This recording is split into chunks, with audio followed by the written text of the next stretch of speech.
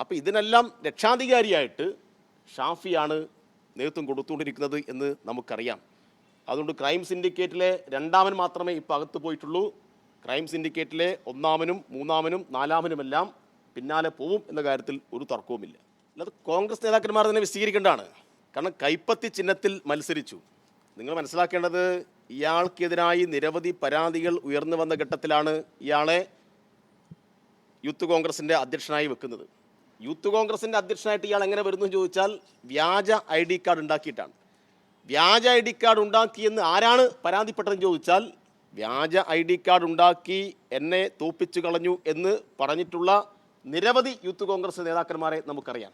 പരസ്യമായി പറഞ്ഞ കാര്യമാണ്. ചാനൽ ചർച്ചയിൽ കൂടെ അവർ വന്ന് പറഞ്ഞ, അവരെല്ലാം ഇപ്പോൾ കോൺഗ്രസിൻ്റെയൊക്കെ പ്രധാനപ്പെട്ട നേതാക്കന്മാരായിട്ട് ഇവിടെ ഉണ്ടല്ലോ. നിങ്ങൾ അവരുടെ എല്ലാം ബൈറ്റ് എടുക്കണം. എങ്ങനെയാണ് നിങ്ങളെ തോൽപ്പിച്ചത് എന്ന് അവരോട് ചോദിക്കണം. അപ്പോൾ അവർ തന്നെ കൊടുത്ത കേസുകൾ ഇപ്പോൾ കോടതിയിലും അവരുടെ AICC നേതൃത്വം മുന്നിലും ഉണ്ട്. അപ്പോൾ അതെല്ലാം അവഗണിച്ച് അയാളെ പ്രസിഡൻ്റാക്കി.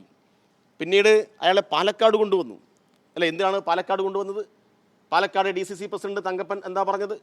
പാലക്കാട് DCC AICC-ക്കും KPCC-ക്കും അയച്ച പരാതി എന്തായിരുന്നു? അപ്പോൾ പൂർണ്ണമായും പാലക്കാട് കോൺഗ്രസിൻ്റെ എല്ലാ എതിർപ്പും മറികടന്ന് അവിടെ ഷാഫി പറമ്പൽ ഇയാളെ കൊണ്ട് സ്ഥാപിച്ചു. അപ്പോൾ എല്ലാ അർത്ഥത്തിലും പിന്തുണയല്ലേ കൊടുത്തത്.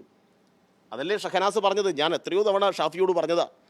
പക്ഷെ എന്ത് ചെയ്യാം, ഷാഫിയാളെ സംരക്ഷിച്ചു എന്നല്ലേ പറഞ്ഞത്. എന്നാൽ പിന്നെ ഷഹനാസിൻ്റെ പേരിൽ നടപടിയെടുക്ക്. ഷഹനാസ് ഇപ്പോഴും കോൺഗ്രസിൻ്റെയൊക്കെ നേതാവല്ലേ.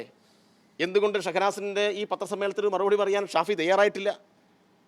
അപ്പോൾ ഇതിനെല്ലാം രക്ഷാധികാരിയായിട്ട് ഷാഫിയാണ് നേതൃത്വം കൊടുത്തുകൊണ്ടിരിക്കുന്നത് എന്ന് നമുക്കറിയാം. അതുകൊണ്ട് ക്രൈം സിൻഡിക്കേറ്റിലെ രണ്ടാമൻ മാത്രമേ ഇപ്പോൾ അകത്ത് പോയിട്ടുള്ളൂ. ക്രൈം സിൻഡിക്കേറ്റിലെ ഒന്നാമനും മൂന്നാമനും നാലാമനുമെല്ലാം പിന്നാലെ പോവും എന്ന കാര്യത്തിൽ ഒരു തർക്കവുമില്ല.